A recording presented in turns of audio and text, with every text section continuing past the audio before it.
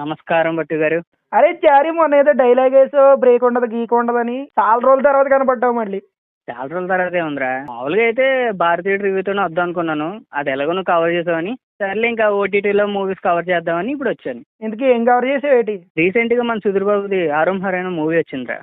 Okay okay, ఎలా ఉంది ఇంతకీ? బాగుందిరా సినిమా. ఈ సినిమాలో నన్ను బాగా ఎగ్జైట్ చేసింది ఏంటంటే రైటింగ్ నాకు చాలా ఫ్రెష్గా అనిపించింది. డైలాగ్స్ కానీ కొన్ని సీన్స్ అయితే చాలా ఫ్రెష్గా ఉన్నాయి. డైలాగ్స్ కూడా గన్ షాట్లో పేలినాయి. ఈ సినిమా మొత్తం తమిళనాడు బార్డర్లో జరుగుతుంది. సో అక్కడ వాళ్ళు మన తెలుగులో మాట్లాడితే ఎలా ఉంటుందో పిన్ టు పిన్ యాక్టీస్ దింపాడు డైరెక్టర్ ప్రతి ఒక్కరి చేత డైలాగ్స్. ఈ మూవీ డైరెక్టర్ వచ్చి ఫస్ట్ మూవీ సహరి.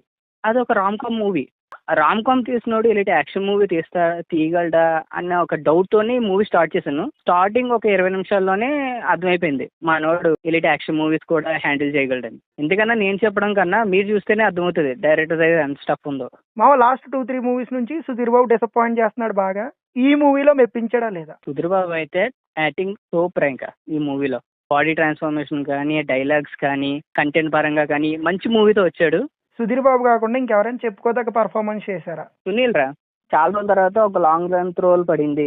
చాలా బాగుంది పెర్ఫార్మెన్స్. అండ్ మనోడు కూడా స్లాంగ్ గా అదరగొడిగాడు. ఇంతకీ టెక్నికల్ వాల్యూస్ ఎలా ఉన్నాయి? టెక్నికల్ గా సినిమా అయితే చాలా సాలిడ్ రా.